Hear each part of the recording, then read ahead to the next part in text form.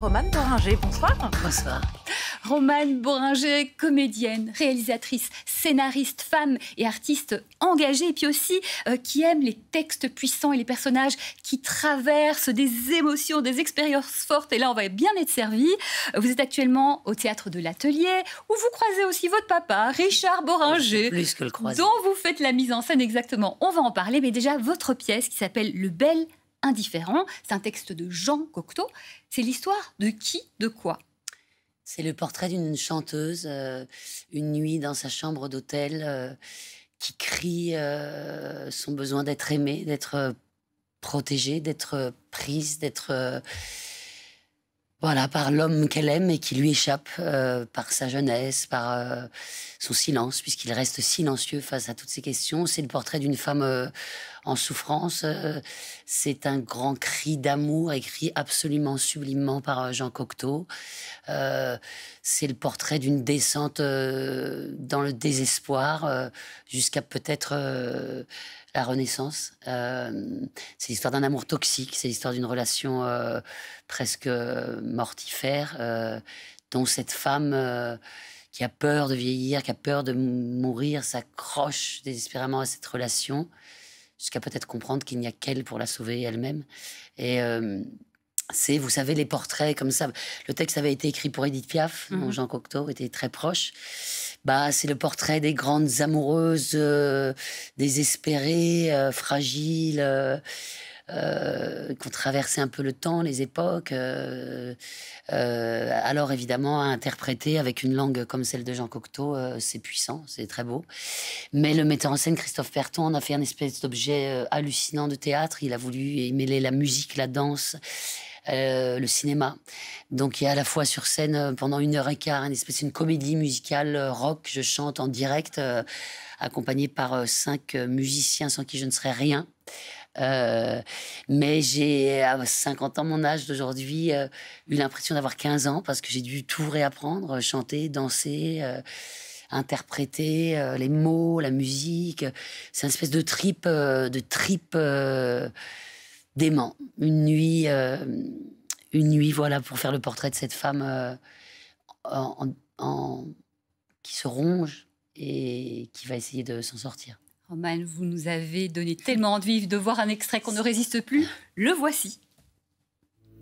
Il me suffirait d'appeler au secours.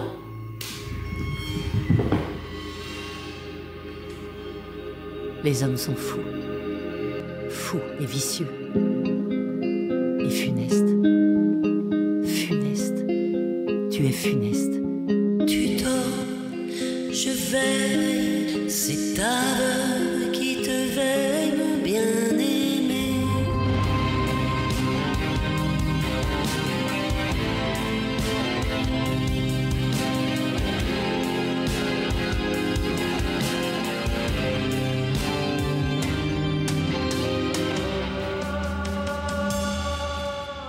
J'ai parlé de mes musiciens, mais j'ai pas parlé de Tristan Sagon qui joue le bel indifférent, donc ce jeune homme silencieux qui ne répond pas à la supplique de cette femme, et que Christophe Perton, le metteur en scène, a choisi de faire incarner par un danseur.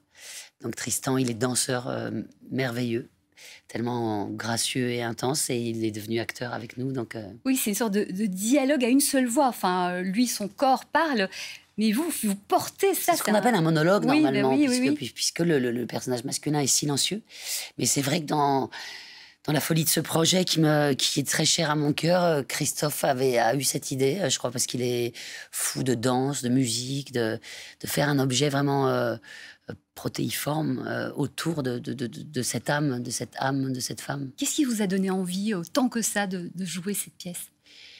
J'ai partagé un dialogue très, très, très, très fort avec mon metteur en scène sur la parole de cette femme, sur sa quête d'amour, on était très touchés tous les deux par cette femme si vulnérable, si fragile et puis si forte en même temps, puisqu'elle essaye de se dégager de l'emprise de de cet homme sur elle. Et j'ai été, je dois vous dire, quand il est venu me proposer le projet, où il m'a dit je veux un spectacle où il y aura de la vidéo, comme un film sur cette chanteuse seule à Séoul. Je veux le texte de Cocteau tel qu'il a été écrit, mais je veux faire composer des chansons spécialement pour le spectacle, que tu chanteras en direct avec des musiciens sur scène, que tu danseras, tu vas avoir une chorégraphe, tu vas avoir un coach que vous connaissez, Marc Marian, sans qui je ne serais rien non plus. Ce projet était tellement ambitieux, tellement beau, tellement en plus. Et j'avais l'impression que c'était à un moment donné dans ma vie d'actrice où j'avais tellement besoin de me réinventer aussi, de trouver de nouveaux horizons. J'avais pas fait le tour de ça et j'ai eu l'impression d'avoir, avec cette troupe de gars, de musiciens magnifiques, ce danseur, j'ai eu l'impression d'avoir 15 ans et de devoir tout... On sent que vous vous donnez, il nous reste peu de temps, juste un petit mot sur le spectacle 15 rounds, où vous mettez en scène votre papa, Richard alors Boringer. quelques mots, c'est la renaissance de mon père sur scène et j'ai décidé qu'il fallait arracher à la vie ce moment. Il a eu sa première hier, c'était bouleversant, il a été merveilleux. J'ai fait quelques petites choses autour de lui, des surprises, des vidéos, des chansons, des choses qu'on ne connaît pas de lui. Et lui, il est au centre et il lit sa vie, il lit toute l'histoire de sa vie qui est grande et très singulière. Et c'était un grand combattant. Et c'est une émotion immense de l'avoir vu. J'ai du mal à en parler, de l'avoir vu se remouvoir sur scène hier. C'était absolument magnifique. C'est 19h, juste avant nous, et nous, c'est 21h. Vous avez une petite heure entre les deux pour boire un coup. Voilà, et puis il y a plein de restaurants autour. Oui, c'est un beau cadeau que vous vous faites tous les deux, effectivement. C'est une entourloupe à la vie. Ça se passe donc à Paris, au Théâtre de l'Atelier, jusqu'au 12 novembre. Et puis, Romane, vous serez en tournée ensuite.